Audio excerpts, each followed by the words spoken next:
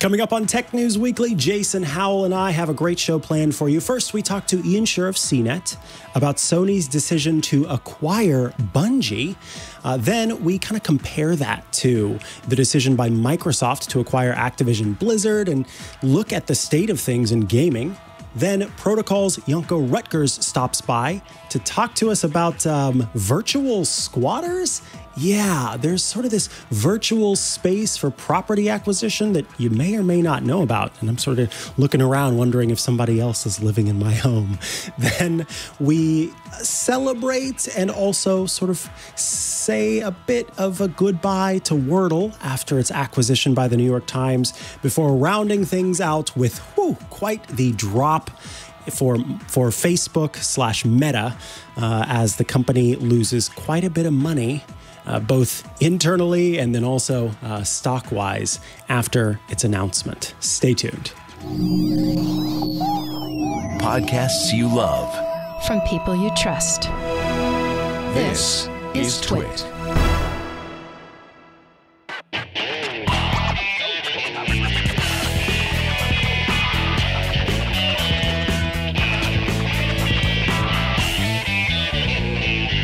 This is Tech News Weekly, episode 220, recorded Thursday, February 3rd, 2022. This episode of Tech News Weekly is brought to you by HackerRank. It's time to reboot your technical interviews with HackerRank's easy-to-use tools. With a pre-made question library, code playback, and built-in whiteboard, you'll be conducting better technical interviews and instantly identifying the right talent. Go to hackerrank.com/TNW to start a better tech interview for free today. And by Progress. Progress has the technology you need to secure, analyze, and integrate your applications, network, and processes. Find out more and download a free trial at progress.com/twit. And by IT Pro TV. Are you looking to break into the world of IT? Get the introduction you need with IT Pro TV. Visit itpro.tv/TNW for an additional 30% off all consumer subscriptions for the lifetime of your active subscription when you use code TNW30 at checkout. Hello, and welcome to Tech News Weekly, the show where every week we talk to and about the people making and breaking the tech news. I am one of your hosts, Micah Sargent. And I'm the other guy, Jason Howell. And yeah, the last couple of weeks, I like your top story here, Micah, because the last couple of weeks have been really big in the world of video games and acquisitions. So I'm looking forward to this. Yes, indeed. We have seen quite a few acquisitions, and now we are starting to see some conversation about potential antitrust concerns. But maybe the story we're talking about today will help kind of even things out. We'll see. Joining us to talk about the PlayStation, Sony, and Destiny Bungie deal is Sherr from CNET. Welcome back to the show. How you doing? Doing excellent. And how are you today? I'm doing pretty well, actually. I've got my little Master Chief here to join us for our conversation, so it should be good. I appreciate the decor. So I was hoping we could start today, as we typically do in any of these conversations, with just kind of a basic rundown of this latest news, this news about Sony and what it has decided to acquire and what we know about how much money Sony spent. Yeah, so it's actually really fascinating because not just Sony's move, but the larger context it happened in. So Sony announced that it's buying Bungie, which is the company that makes a game called Destiny right now. It's very, very popular. They also are known for creating Halo, where my Master Chief comes from. And so they are enormous in and of themselves. Sony is said to have spent $3.6 billion with a B dollars on this acquisition. But what's really important to keep in mind here is not just that Sony did this. I mean, that's a big deal in and of itself. And PlayStation fans are excited to have a very popular game as part of the PlayStation world. But what is really fascinating is the larger conversation about all of this consolidation suddenly happening in the video game world. We have just a couple of weeks ago, Microsoft spending an eye-watering amount of money, $68.7 billion to buy Activision Blizzard. And before that, you had Take-Two Interactive, the people who make Call of Duty. They bought Zynga, the mobile game developer, and they spent $12.7 billion.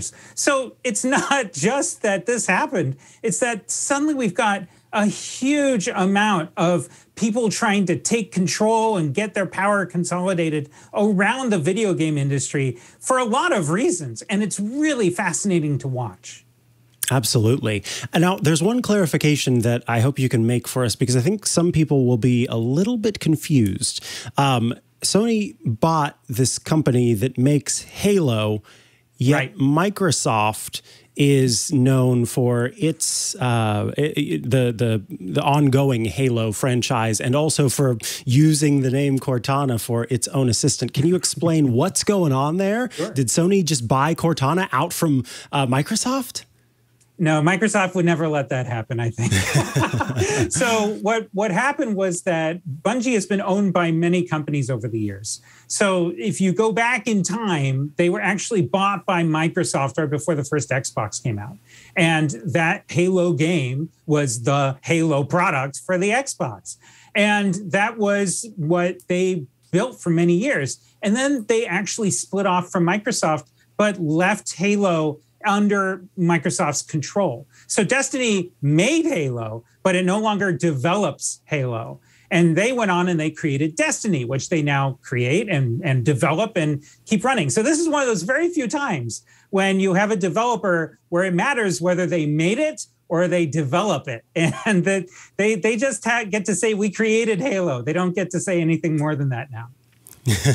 All right. So then now I'm say a PC user or an Xbox user, and forgive me if this even shows my gaming ignorance, but do I have a concern about maybe not being able to play Destiny, or is Destiny already a PlayStation exclusive? What's the kind of future of Destiny, given that I know it's this online game that a lot of people can become a part of, and it continues to develop and change as the game goes on. Is it going to be locked down to the PlayStation now? So there's been a lot of chatter within the video game world about what this all means. And by chatter in the video game world, I mean like the Reddit part of the video game world, right? The developers aren't talking about this subject very much at all. But within the communities of people who buy this stuff, there's a lot of concern. Well, is all of this sudden land grabbing causing there to be exclusive, which is very popular in the video game industry, right? Mario is pretty much only on Nintendo, right? Master Chief is only on the Xbox. And so would suddenly Destiny, which is a very popular game on all consoles and PC as well, suddenly just become for PlayStation? So Sony said that they will definitely make it available for anywhere a gamer is. So they are not planning to make it a PlayStation exclusive. They have done stuff in the past where they've offered special kind of, in-game gifts and stuff like that that are only for Sony fans and whatnot. But otherwise, it seems as though Sony, for now, sees the opportunity just to have it under their control and also have that team as part of their larger team. I am curious to see, though, what happens when Microsoft acquired Bethesda, another massive acquisition that happened a couple of years ago. That involved the games Fallout and Doom and all of that stuff. And one of the conversations was, well, are all of these massive games going to suddenly be Xbox only? And Microsoft has actually confirmed that going forward, some of those games may very well only appear on the Xbox or PC, which means not the Nintendo Switch or the PlayStation. So this stuff is really fascinating to watch. But for now, when it comes to Bungie and Destiny, it seems like it's a non-issue at the moment. Understood. Now, the Activision Blizzard acquisition, part of that conversation, whenever we saw the reports about it, talked about how it was likely that the company was shopping around for a buyer, was looking for someone shopping around, rather, and had hoped to be acquired due to it being embroiled in a bit of a ongoing controversy due to its head perhaps being involved, but definitely in the reports that have come out showing a lack of action in several types of harassment and ongoing concerns there. Is this Bungie acquisition, does it have any kind of internal concerns, or was this just, as far as we know, was this Sony acquisition just about kind of matching what else was going on in the gaming industry? Yeah, it's hard to tell right now. I do have to give a lot of credit to my friends at the Wall Street Journal who broke that story about Activision, because that was incredible reporting that really changed the way a lot of us understood what was going on. When it comes to Bungie, it seems as though one of the things that they talked about in the press releases was having enough capital to really expand what they want to do. And this is a conversation that's ongoing all the time, is that making video games, even though it seems like it's a very glamorous job with a lot of money, is actually extremely hard, and it costs unbelievable amounts of money. And so the reality of it is that Bungie has intimated, right? We don't know for sure, but they've very much suggested that they have more ideas coming down the pipeline, as they should, and that this agreement may be something that helps them finance all of that. And that might be a really important part of what's going on here, is not, corporate drama or anything like that, or stuff going on with executives. It may simply be a matter of they need a large player to support them, just like, by the way, Microsoft supported them with Halo. When it came to Destiny, Activision Blizzard helped them launch Destiny back then. And now whatever's next might be, so they needed Sony to really make it work. Yeah, one of the trends that I've seen come out of this is an ongoing conversation about the importance of AI and other types of machine learning technologies and the part that they play in creating these games, in maintaining these games, and building these games. So I'm curious, do we think that we're going to continue to see these larger companies acquiring these game studios, these game creators, in the interest of sort of merging the talent that they have in AI and machine learning with the talent that these video game creators have? Do you think this is just kind of the start of these acquisitions, or was this kind of the last big one that we'll see for a while? Yeah, it's really hard to tell, right? I mean, first off, $68.7 billion. It's hard to wrap my head around what that even looks like if it was an airplane hangar. It's crazy, right? And I remember when Oculus was bought for $2 billion, and everyone was like, wow, that's a lot of money. And when Instagram was bought for $1 billion, you remember those old days? Oh, so man, back in the day. That's right. It's kind of crazy to think what we're in here. But I will say that the industry seems to go through these moments of ups and downs where there is a huge amount of acquisitions and then it calms, and then it happens again and then it calms. And so I think right now we're in this interesting churning moment. And I think part of what's driving it is that there's a ton of competition between Microsoft and Sony about what the next generation of gaming is going to look like. Right? Both of them have talked about how they don't just see it about the PlayStation 5 and the Xbox Series X. They're very happy if you buy them. But what really is going on is that they are building up these worlds that they want us all to interact with, right? The Xbox community, the PlayStation community, where I've got the different games that I log into and all of this type of stuff. You think about game streaming and the idea of being able to play a game like it's a Netflix movie, just over the internet, not having to have a disc or download anything. Those types of things require that these brands get even bigger. And I think that is what's going on partially. There's a lot of talk about the metaverse and what shared digital worlds are going to feel like. And that word came up during Sony's present announcement about this.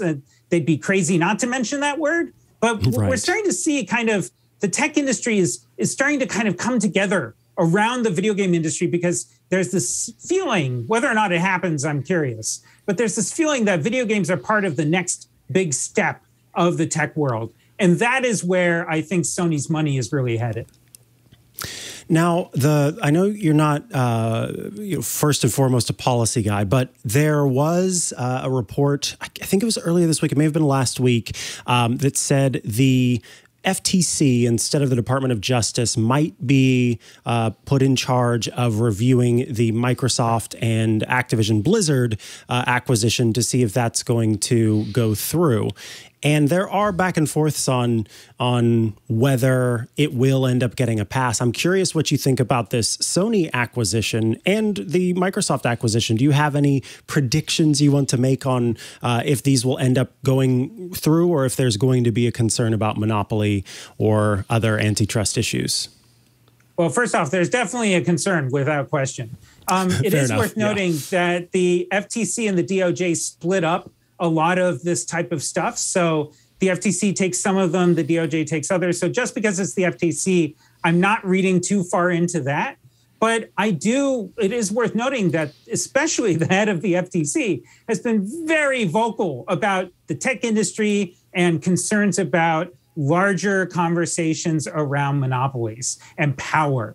And Microsoft spending, again, just unbelievable amount of money on Activision Blizzard is going to get the government's attention without question. I don't know what it's going to look like, because it seems like every administration in Washington has had a different approach to what they consider to be monopoly power and what is acceptable competition. You know, the way that we saw the acquisition between T-Mobile and Sprint happen, you remember all of that? That turned very much on who was in charge in Washington. And so I wonder what this is going to look like as well. But odds are, one of the things I think we're going to all take out of this is that the video game industry is not some little group of people that make games for nerds in their basements, right? That this is one of the largest entertainment mediums in the world. And now it's starting to be treated that way by the larger public and the larger market. And that means a lot of this attention that they've never seen before. Understood. Well, that was an excellent answer, and you always provide excellent answers when you're on the show. Thank you for joining us today. If folks would like to follow you online and check out all of your great work, where should they go to do so? Yeah, I try to keep it easy. Almost every platform, my username is Ian Sherr, IANSHERR. Twitter, Facebook, doesn't matter. You'll find me there. Thank you so much, Ian. We appreciate you. Thank you. Thank you, Ian. And I just want to tag on before we go. We had this in the rundown yesterday on This Week in Google, this story, and the kind of all around the kind of games acquisitions and everything. And one thing jumped out to me. There was an estimate that it's $180 billion in revenue in 2021 for the games industry, compared to the motion picture industry, around $80 billion. So that tells you something right there, right? It's just $100 billion more. Wow. I mean, it's just a huge difference. Is most of that buying jewels to keep playing the free-to-play games on your phone? I would imagine a lot of it is. Yeah, no question. Seems that way anyways. All right, up next, did you know that your home, like the home you actually live in right now, might already be occupied by a virtual squatter? Well, it might be. We're going to talk about that. It's really interesting. But first, this episode of Tech News Weekly is brought to you by HackerRank. You've got deadlines, you've got frustrating interview tools that aren't set up for technical interviews. If you're giving technical interviews, you know all about this. Conducting a tech interview might be the last thing that you have time for. It's just complicated, right? You have to spend the first 10 minutes of your interview just trying to set up an environment so that you can actually share code, from all of those documents, the dozens of documents that you're pulling from. It wastes your time, it wastes your candidate's time. But fortunately, HackerRank has developed an integrated development environment, an IDE, just for the tech interview process. They've got a set of easy-to-use interview tools that'll just make it much quicker for you to find the best developers for your technical projects. Now, the developer interview tools include many things, but you've got a pre-made question library that has more than 2,500 questions. So you're going to be able to quickly find the right questions for your specific coding needs. You also get a code playback feature, so you can review the candidate's coding approach and then, of course, go back and score their skill levels.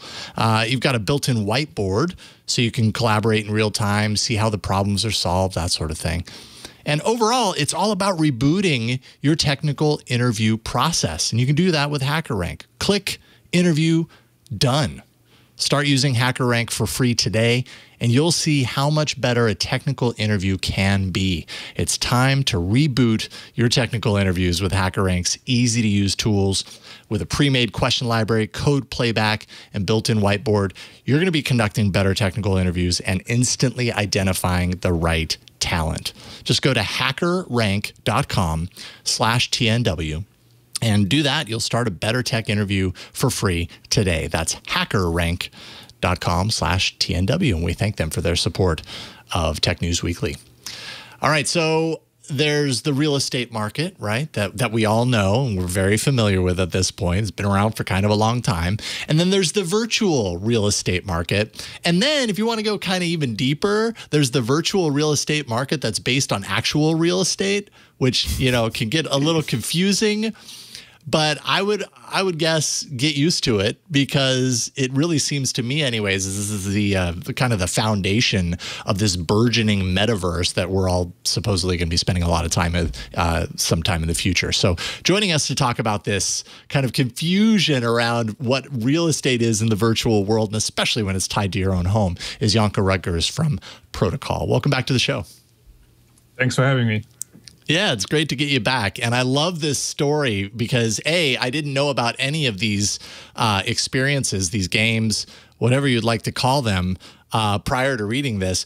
But B, it got my mind rolling. Like, it's just not something that I had considered, that our real estate, you know, the homes that we own and live in might actually have other occupants that we can't see, right? And that's how you start your piece. You talk about a little bit of a discovery that your own home is being owned already and occupied in a virtual world. Set the stage for that. Tell us a little bit about that. Yeah, so I was checking out a platform called Upland a couple of weeks ago or a month ago or so.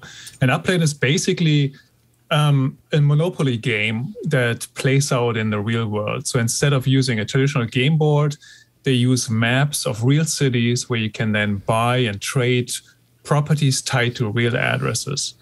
And the first thing I did to just get a sense of how this all works was, once I registered for it, I just put in my own address and just tried to check out my own neighborhood, right? And turns out that somebody had bought the address of my property in this game a couple months ago and was now renting it out and making some in-game money with it. And it was a pretty weird feeling that I got from this, because I had never anticipated any of that. Yeah, it's like it's literally like life that's happening layered on top of where you already are, and understanding that, like you said, this is a game, right? We aren't really talking about the metaverse that I kind of feel like the foundation is being laid for. This isn't a virtual world in the sense that you're in virtual reality or even augmented reality, but it is to a certain degree taking something that exists in the real world and repurposing it in a digital way. Like, what was the feeling that you got from that? Like, what's unsettling about that? Because it's not like these people are actually in your home, but I guess to a certain degree, they kind of are. I think part of why it felt a little bit weird to discover this is that there was some monetary aspect to it, right? Yeah. I mean, once I did the math, I found out that this person was making like the equivalent of 4 cents per month by renting out their place, however you want to call it at this point, right? So it wasn't real money. It wasn't any substantial amount of money, but it still felt kind of weird that they were selling something that I thought belonged to me. So interesting. So interesting. Now, like I said, I don't know that Upland in itself qualifies as like a metaverse contender, but, you know, yet, who knows, these kind of experiences and these kind of games could have plans to expand into the virtual world. I mean, if that happened, like any idea what that might look like? Like you wrote about Upland, but you also wrote about Spotland and GeoWeb. These are three different kind of ways to do this whole virtual real estate based on real estate. But like, do any of them have plans to eventually kind of merge this into a metaverse experience at some point? And what might that look like if they did? Yeah, I think they all have plans that are much bigger than what they do right now. For example, with Upland, they do want to eventually provide their data to other developers so that they can build their own maybe games, maybe apps on top of it. And they also want to go in AR. And I think that's the really interesting point, because right now this plays out on the map, on the computer. It doesn't have really any real world implications. But if we consider that maybe in 5 years, maybe in 10 years, maybe sooner, we will all wear these Apple glasses or Google glasses that provide us with information wherever we go and wherever we look. It could be that somebody then looks at my house and sees information that not I put there, but the person who bought that years ago on Upland put there, right? So suddenly you can tie information or AR layers to these real properties, to people's homes, to businesses, and so forth. And then the question is, who has the right to say anything about my house, put a billboard in my backyard, stuff like that, right? And so right now it's a game. Right now it's very, like, few people know about it, but that could actually be an issue too, because if only a couple of people know about this, and it's only enthusiasts and maybe people who are deep into blockchain and these kind of games, what does it mean for the rest of the world, right? We've seen, I live in Oakland, I live in the East Bay, and there's been a lot of talk about gentrification and all these things, and displacement and people moving in who have a lot of money. And in a way, you could say the same happens here, where people who have a lot of knowledge and maybe a lot of money can snap up these things early. And then in the future that we don't even know how it looks like yet, they will be the property owners and can then decide whatever information can be on top of these AR layers or whatever else happens with it. And that's sort of concerning. Yeah, I mean, there are so many comparisons. Then I think the one that kind of comes to mind right now for me is, cryptocurrency, right? Like however many years ago, when Bitcoin was, just this brand new thing that absolutely no one understood except for a very small select few people who had a lot of, saw a lot of potential in it, invested early, and by the way, did not have to invest nearly the same amount of money into it then that you do now if you want to, get into trading cryptocurrencies. But they, over time, because they had the knowledge and the exposure and the interest in this, when no one else was paying attention, now they have they have these large, vast, stores of money that they can literally influence. They're whales at this point. They can influence the entire market based on them being there in the beginning. I think that's one of the really, one of the questions that really stood out for me in reading your piece is just that fact that, like, so many people don't know that this is happening, yet we're also on the cusp of this kind of this transition into what many tech companies feel is like the next wave of technology and the internet and everything, with the metaverse and everything going on there. So how does something like this kind of combine with the momentum to move towards the metaverse? And what does that look like when it all plays out, 10 years down the line, when Facebook, is able to realize like its meta vision long term? What are your thoughts on that? Yeah, I think those are really interesting questions, and it's really hard to find an answer.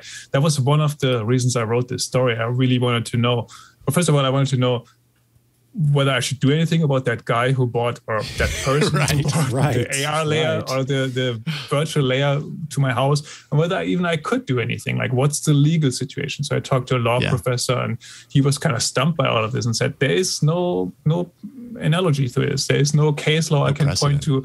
There's no precedent, exactly. And then the question is, then I put that also to the companies in this space, like, what are you going to do when these things come up? And some had no answers at all. Some just said, oh, let the market decide. And others had like really complicated scenarios where they said, well, we built this into the system and we want to make sure that latecomers also have a chance and that people can't just hoard property and so forth. But essentially, these rules that are now fleshed out could be really consequential in the future. Yeah, no question. And especially as we've seen, the desire of anyone who seems to be creating experiences or games or whatever, like their desire is to grow. And so they're going to grow with systems that, really pull people in. We've also seen, that these experiences can be built with kind of, I don't want to say addictive, but kind of hooks in them that make them more appealing and harder to put away. And how does that interplay here? And really on the other side, it feels like right now it's easy to look at and say, well, there really is no consequence. It's not real money. They're not actually living in the home. But we don't actually know where this all builds out 10 years down the line. Are there ways for real life property owners who, so like, I don't know if you own your building or if somebody else does, but if whoever that is, recognizes that, hey, wait a minute, this building is being sold in this virtual land and I don't want that. Are there ways to prohibit that from happening? That really depends on the platform or on the game or whatever you want to call it. Some of them, so in Upland, you're basically out of luck at this point, and maybe it doesn't really matter. And so it's not a high stakes game in a way, and it is a game. So maybe you just like, I don't know, you should just go with it. Spotland, which is a sort of similar but not quite the same thing, based on a social AR app where you can buy little land markers or parcels of land. They told me that people can actually contact them and say, I want to opt out. I want to take my property out of this. But they also have far fewer users, and the chances are your house still doesn't belong to anybody there. Yeah. And then in the GeoWeb, the third sort of project I wrote about, that is one of these far more complicated things where maybe there's a higher turnover of properties and you might be able to swoop in at some point and buy it back or make sure that nobody else buys it.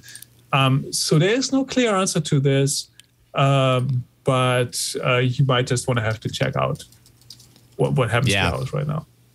Yeah, right. Check in, see what they're doing. And I'm sure these aren't the only three that exist out there and won't be. Saw an article yesterday or the day before. I wish I had it in front of me so I could quote the actual figure, but it was all about virtual real estate and just like, the billions of dollars that it's already worth and where that's going to be 10 years down the line. And so it seems like, when we're talking about virtual lands and real estate in the virtual world, and then this, like on some degree, they're separate, but they're just going to start, converging together. And the potential of actual money being made in the virtual space on real life real estate is super high, I feel. One question that I have through all this is in real estate, in real estate, if someone owns the land, that they've purchased, they also own air rights. Usually you own, the air that is above the land that you purchase. Therefore, you can control that, right? You can develop on the air that is above the land that you purchased. Do you think that, I realize this is, looking into a crystal ball, but it's a fun exercise anyways. Might we see a future where real estate law starts to consider the avenue of virtual real estate and the layers that are contained within, so that maybe we have air rights, maybe we also have virtual rights? What do you think?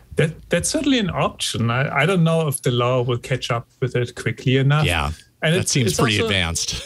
It's also a question, right? Should it really? Like my story was all about my house and people owning virtual layers to my house. But you could also look at different scenarios. Like, let's say, I don't know, the burger joint down the street where you had food poisoning. Maybe it should be well within your right to leave a marker there for people to say, don't order the rare burger here. It's really bad. Like, there's a freedom of speech issue too when it comes to especially commercial venues and so forth, right? And even when I talk to lawyers about this, it turns out the property rights that we all think of as fairly absolute. I bought my house, I can do stuff with it, right? There is a lot of constraints to it, right? You bought your house, but you didn't buy the address. So Google can use the address in their maps. They can take a photo of their house. If you're on public property in the US, you can take a photo of anybody's house. A thing that you can see from the outside is fair game. So there's a lot of stuff there that isn't clearly defined, and it's only going to get more complicated in the future. Yeah, no question. No question. Well, I love your piece. It really got my mind going. And I appreciate you writing it. And I also appreciate you taking time to talk about it here. Janko Roettgers, of course, writes for protocol.com. If people want to follow you online, where can they find you? I think the easiest way is go to Protocol. We have a newsletter there too that we launched recently, entertainment newsletter. You can subscribe to that. You find my Twitter link there. Just go to Protocol and find me there. Right on. Thank you so much, Janko. Appreciate it. We'll talk with you soon. Anytime. All righty. Up next, Wordle has a new home. But first, I know, this episode of Tech News Weekly is brought to you by Progress. Progress has been enabling enterprise experiences for decades and has assembled the technologies that will empower businesses to thrive in a post-COVID world. Most companies don't have the resources to invest in technology as digital Goliaths. They need to use technology to create differentiation with a smaller investment. They can achieve this by turning to Progress as their trusted provider. With Progress, any organization can achieve the level of differentiation that is critical in today's business environment. Whether you're an IT professional concerned about networking and infrastructure, security and compliance, or enabling web and digital experiences, Progress has a solution for you. There's MoveIt, Managed File Transfer. It provides control, security, and visibility over all file transfer activities. Transferring confidential data through insecure channels opens your organization up to liabilities. So with a managed file transfer solution, you gain insight into who has access to your files and if the file was accessed and when the file was accessed. There's also WhatsUp Gold Network Monitoring, which allows you to monitor networks, applications, and devices both in the cloud and on-prem. There's Kemp LoadMaster Load Balancer. It's a next-generation load balancing and application delivery solution for private, public, and hybrid cloud. The Flowmon Network Intelligence, which is a network performance monitoring and network detection and response solution, and Sitefinity digital experience platform.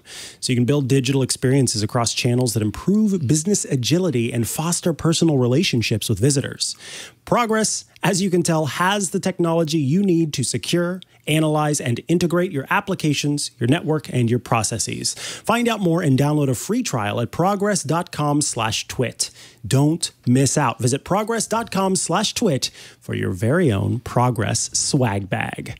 Thank you so much to Progress for sponsoring this week's episode of Tech News Weekly. All right, so a couple of weeks ago, I think it was, my story of the week was about a game that everyone had started playing on. You could see it on Twitter a lot of times where people were sharing their progress, how they beat Wordle.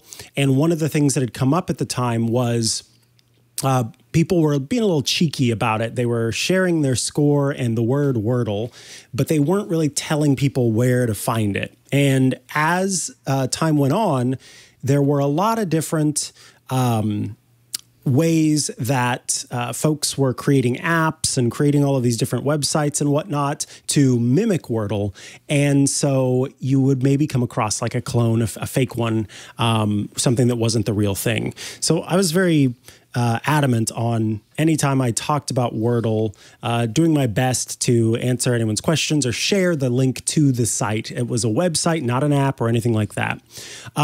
Now, given its popularity and that whole range of times where we saw folks kind of trying to mimic Wordle, there's a I think it's a discount ticketing service, something like that for flights, ended up making their own Wordle that was using airport codes. That Johnny Jett on Saturdays, the tech guy, he ended up talking about that. There are all of these different kind of ones that are being made all over the internet. But the original Wordle, the true Wordle, created by a developer, was acquired by the New York Times gaming sector. So the New York Times Games obviously has things like the crossword, spelling bee, and a few others. They have purchased Wordle for an undisclosed 7-figure amount and will keep Wordle going as part of the New York Times Games. What's interesting here is that is the response that has come forth. And I want to talk about sort of my complicated reaction to this as it first happened and sort of how I felt about it afterward. And I'm curious to hear, Jason, your take on things. So when I first heard that Wordle was acquired, I did have that immediate reaction of like, oh, man. And the reason why is because Wordle at its start was created by this developer. He made it for his partner and wanted her to just have a game that she could play that was fun. And then realized as he started to share it with some more folks that other people liked it as well. And so they wanted to share it with more people, and that's how it grew. And the developer was like, look, I'm going to keep this thing free. I'm going to keep it free of ads. I just want this to be a fun thing that people go on the internet and do and have fun with. And so it had this very pure and loving approach, and it all felt very pure and loving in its whole. It was just like this good thing that existed. And any time there's an acquisition, almost every time there's spirit that gets lost. I have worked at two companies that were I started at them when they were startups or very small businesses that later were acquired, and the heart and soul of the company was lost when that happened. We've seen companies that get acquired by bigger companies, and the heart and soul of the original company gets lost. It's terrifying when acquisitions happen, in my opinion, given the history that I have myself experienced and that you see from different things that you love. However, I saw a tweet fly by that that sort of sped up my processing, because I think I would have gotten to this point in the end anyway, but it was really nice to see it so succinctly put. And the tweet basically said, and of course paraphrasing here, it's delightful that something can be made out of love and never sort of given over to grossness, meaning like adding all these ads and all that kind of stuff. And the person at the end can still find success with that thing, that it can be acquired. And and this is where somebody might ask, okay, but like, is making money off of a thing the ultimate goal? Like, is that the ultimate goal? Of course, it would be lovely if everything was lollipops, gumdrops, and unicorns, and money wasn't necessary to function in the society that we have. But given that financial success is a relatively important form of success for most people, you've got the 1% and you've got everybody else, then this is a form of success that I feel comfortable celebrating, given that this thing was created out of love, that it was unadulterated, and went through kind of all the way to the end. The New York Times says they'll be a good steward of this, and of course we'll see how that happens. The reaction, I do a podcast on Wednesdays called Clockwise, and this was one of the topics on the show, and everybody on the show had the same reaction, that they were subscribers to the New York Times already, so they weren't worried that it would ever go away for them. Same. I also don't really need to worry that it's going to go away, because I do subscribe to the New York Times, but I am a little bit concerned that eventually, and it's pretty much, the writing's on the wall, that eventually this will end up behind a paywall like the crossword and all of the other games. But for now, it's still available for people to play. You can still use Wordle, and I am happy for the developer who just did a good thing. And yeah, exactly what you said, Eric, in the chat. Making money is important if you like to eat and sleep indoors. Exactly. So there you go. Yeah. But yeah, Jason, I'm curious to hear your thoughts on it. I mean, okay, so I haven't found my life overcome by Wordle obsession. I think about it every 3 or 4 days and I go, oh, I'll go on there, and I do it, and it's fun. I mean, I really like it. Don't get me wrong. It's just I'm not in the daily kind of routine of it and sharing screenshots of it.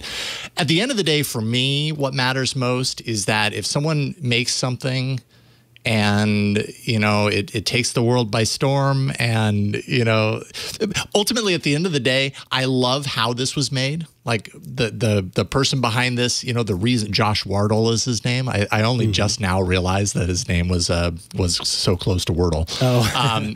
But you know, he created it for an audience of one. It ended up taking on a life of its own. He, through his own admission, really didn't seem to care much about the kind of what he could do with it, and like you said, kind of like, you know, infuse it with in-app purchases or ads or whatever to really make like a killing off this thing, even though he totally could have, and he would have, you know, and no one probably would have faulted him for it, because that's what a lot of people that create things are looking for. They're creating enough things to get to the point to where they do that one thing that really takes off, and then, hey, look at, you know, my life is secure. For exactly the reasons that you specify, right? Like I make enough money to live, and that's great. This is what I was looking for.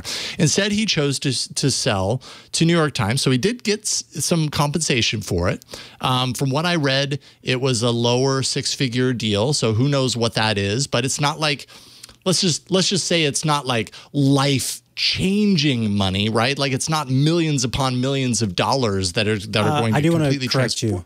Sorry, I want to make sure that because I said low seven. Was it low six or low seven? It's low seven. Low seven figures. Low seven. Low seven. Yeah. Okay. I had thought that it was low six. Okay, so that's yeah, okay, that changes things a little bit, but still, even there, right? Like if he had monetized this to the gills the way a lot of developers would have, probably had the potential to make an insane amount more than probably what he got out of the deal out of the New York Times.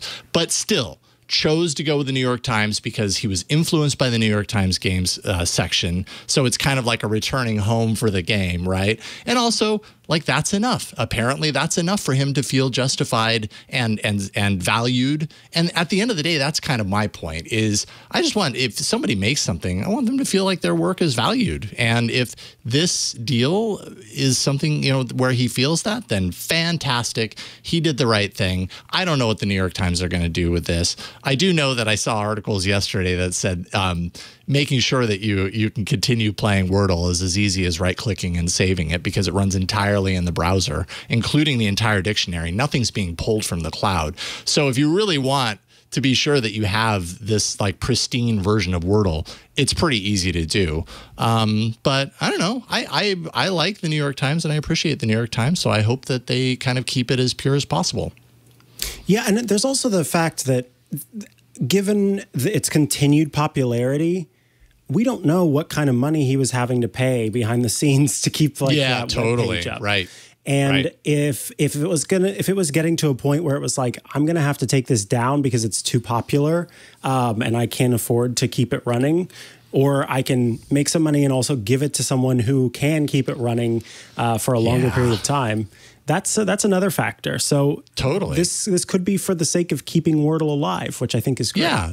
This ensures that it has a longer lifespan than perhaps he was able or willing to give to it. So I don't know. I have no problems with this. I think you know, he made the decision that he that worked for him in his life, and he could have gone in a completely different direction. Instead, I think this probably keeps it as pure as it's going to be. But again, we don't know what New York Times are going to do with it. So I suppose cross your fingers if you're a huge Wordle fan.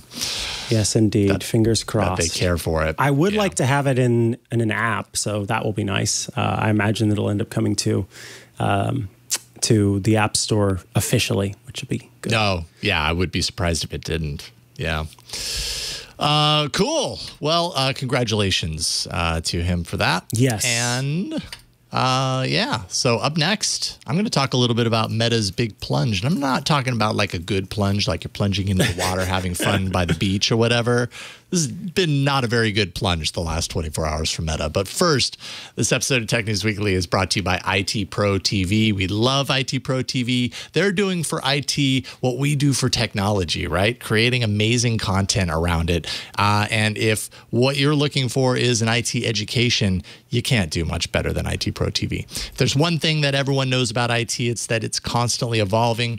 If you're an IT professional, you need to learn and apply new skills to updates and changes so you don't, continually fall behind in the IT world. You need to keep yourself relevant. IT Pro TV learns about the changes and then gets new content to you right away, so you're always ahead of the game and learning faster than the competition. They keep you relevant. For example, they just released the new Comptia Pen Test Plus course. With this, you can join the edutainers Daniel Lowry and Ronnie Wong to learn penetration testing, vulnerability assessment, management skills. It's an 18-hour course by IT Pro TV. It's pretty awesome. Learn and get certified in IT in a way that works with your schedule, and that also happens to be entertaining. That's the beauty of it, right? It's on your own terms, and it's fun to watch. They have 7 studios. They're filming Monday through Friday. Their courses actually go from the studio to the course library in 24 hours, so quick turnaround. They make sure you're prepared for your exams with their virtual labs and their practice tests as well.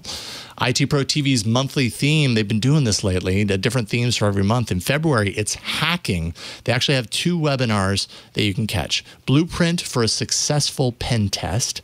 This is tips and tricks to maximize your investment on February 10th at 2 p.m. Eastern. And then Starting Your Ethical Hacking Career, a Pen Tester's Guide. That sounds awesome. That's on February 24th at 2 p.m. Eastern, featuring Philip Wiley, who's the author of the book, The Pen Tester Blueprint, Starting a Career as an Ethical Hacker. IT Pro TV's free hacking weekend, they've been doing this too, taking a weekend out of the month and giving you some free access. It takes place on February 19th and 20th.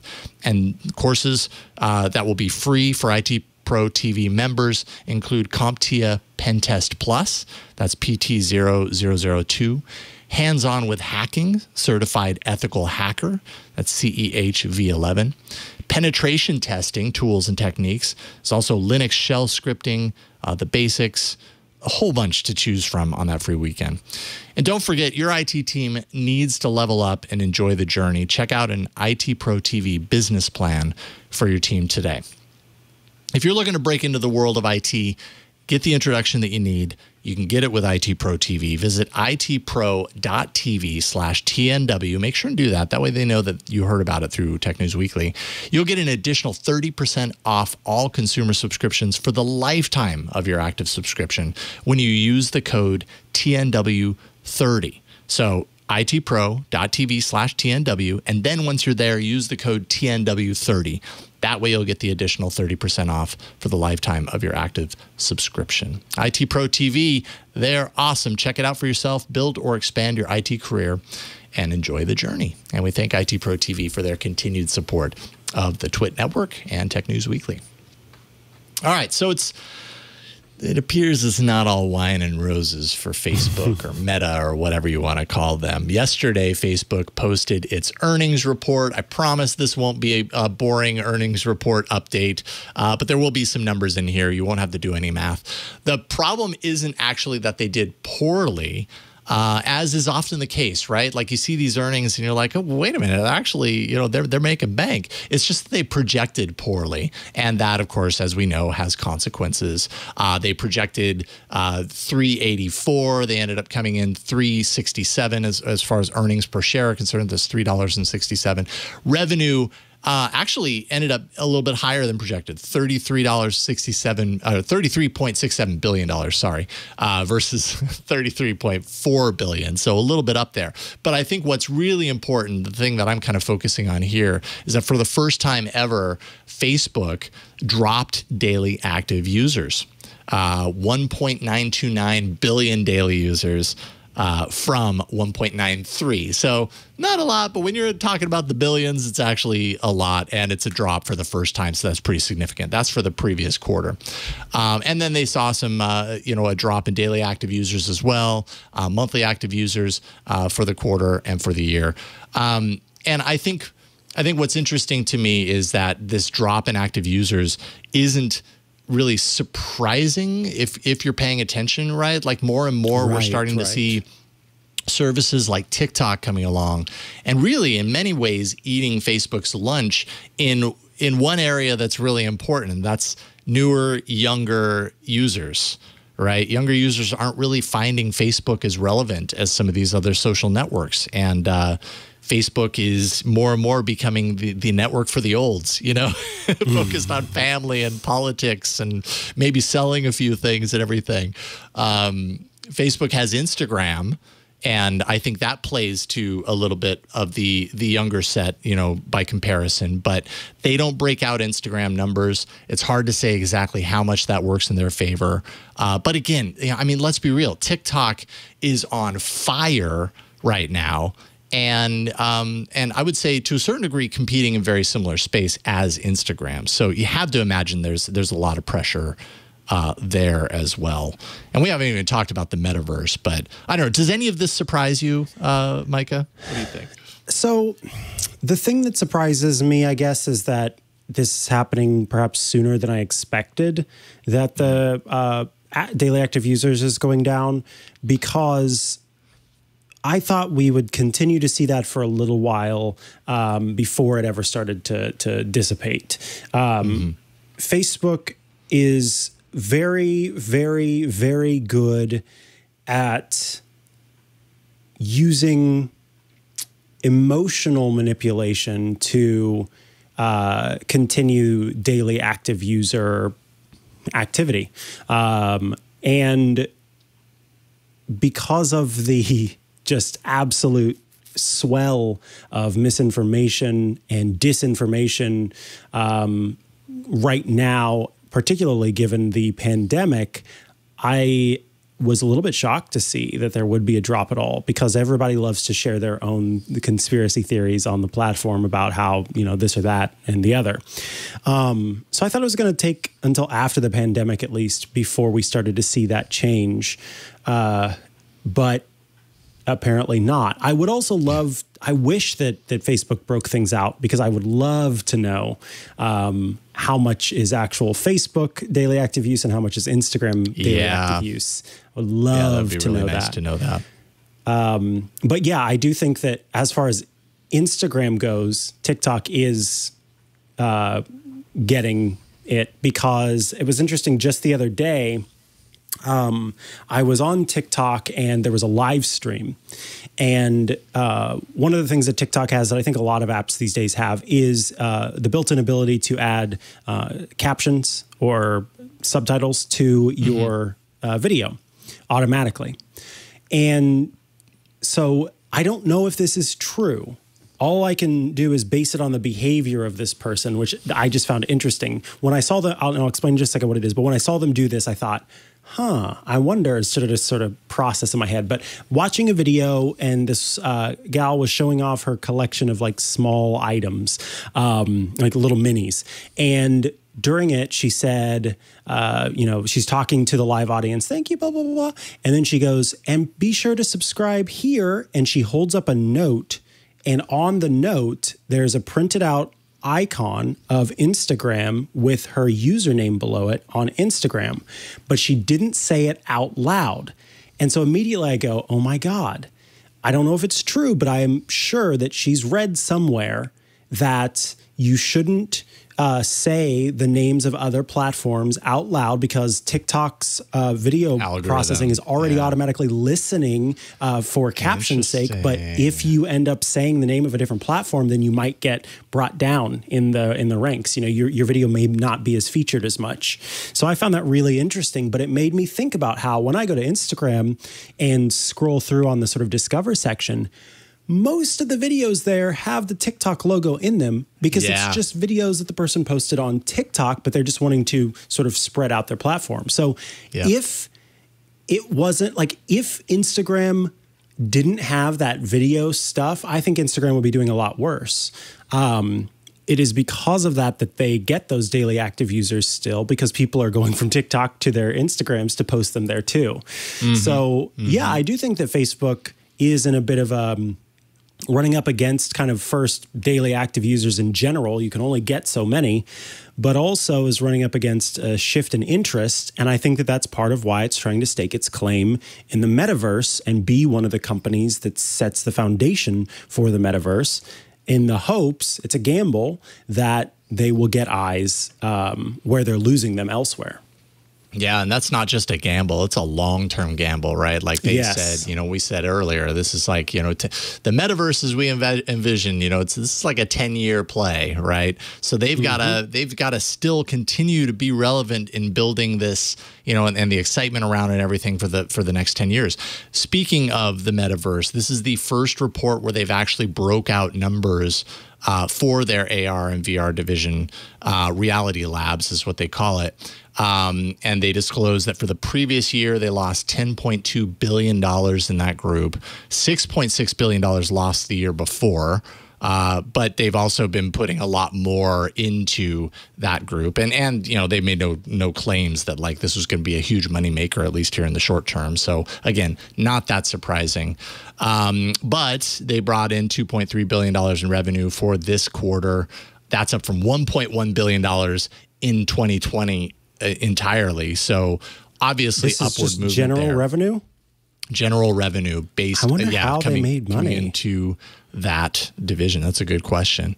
Well, I mean, if coming from ads, yeah, I mean, does that include? That probably includes the Meta Quest, as they call it now, and everything. Yeah, you know, hardware from there sales, I guess. Yeah, and but I mean, I don't know that makes up all of that. But you know, if they're making money from apps and games being sold on the store fronts for the Meta Quest, I suppose maybe that would be wrapped in there too. It's a good question. I don't know exactly, but I'm guessing there.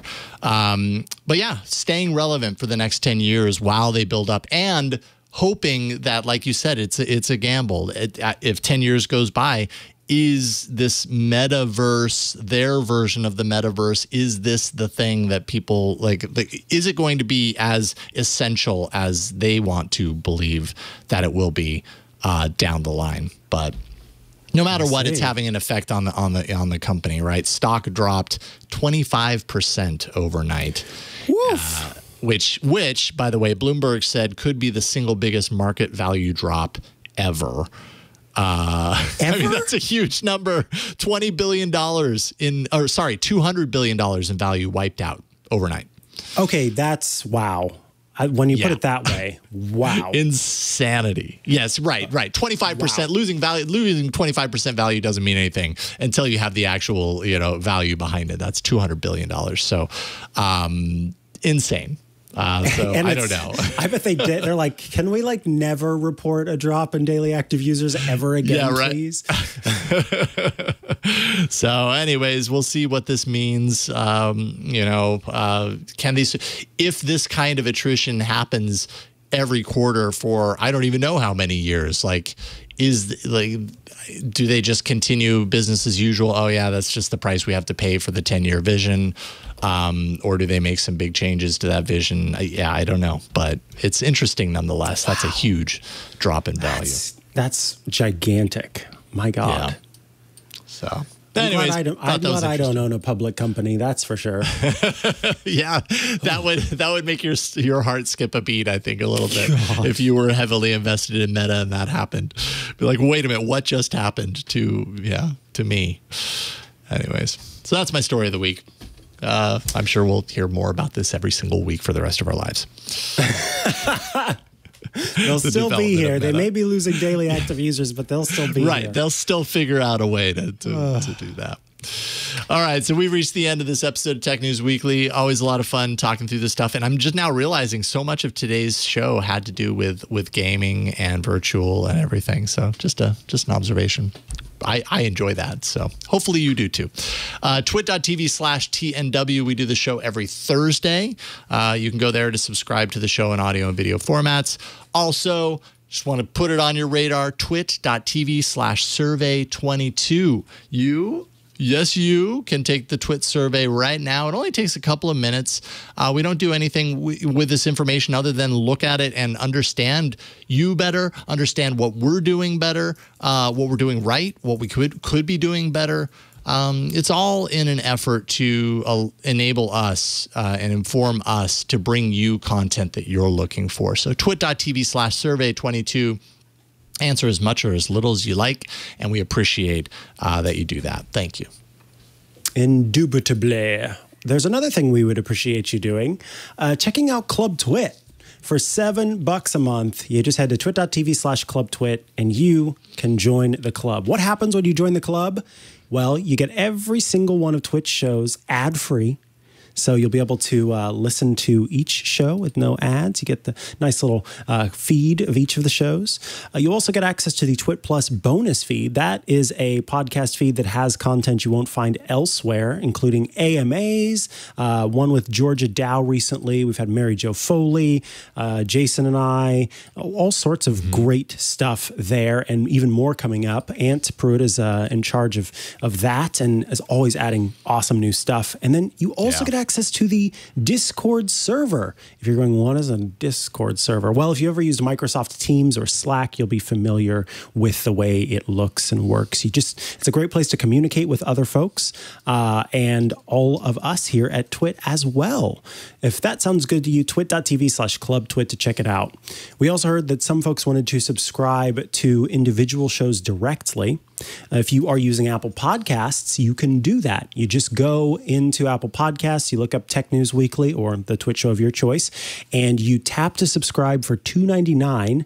It's the audio version of the show, no ads, $2.99 a month. So you can do that there, and it all works through your Apple subscriptions. So it's very easy to add and manage those subscriptions as you need to. If you'd like to follow me online, I'm at Micah Sargent on many a social media network, or you can head to chihuahua.coffee, CHIHUAHUA.coffee, where I've got links to the places I'm most active online. Tuesdays, iOS Today. Of course, today, Tech News Weekly, and soon. I just had somebody from Australia say, I just got back from a holiday and was listening to the Tech Guy, and you were there before, and now you're not there. What's going on? Due to the mask mandate in the county, I'm not currently there on Saturdays, but I'll be returning soon with Leo Laporte on Saturdays for the Tech Guy. Jason, what about you? Crossing fingers for you. I'm at Jason Howell on Twitter, doing all about Android at twit.tv/AAA, just wrapping up a very busy week here at Twit. Leo and Lisa were out for the week, so Micah and I were filling in for Leo on some of his shows. So, check the back catalog of shows from this week, and you'll see more of us. If you want to find more of us, you'll find us there. Big thanks to everyone who helps us do this show each and every week. John, Ashley, Burke at the studio. I was just told yesterday that John Slanina, he's like, thank you for thanking me every week. But that's my day off, and I'm at home watching the show. I'm going to thank you anyways, John. So there you go. And big thanks to you. Yeah, take that. Big thanks to you for watching and listening each and every week. All of you, not just John, but the rest of you as well. And we'll see you next time on Tech News Weekly. Bye, everybody. Bye. Did you spend a lot of money on your brand new smartphone, and then you look at the pictures on Facebook and Instagram, and you're like, what in the world happened to that photo? Yes, you have. I know. It happens to all of us. Well, you need to check out my show, Hands On Photography, where I'm going to walk you through simple tips and tricks that are going to help make you get the most out of your smartphone camera or your DSLR or mirrorless, whatever you have. And those shots are going to look so much better. I promise you. So make sure you're tuning in to twit.tv/hop for Hands On Photography to find out more.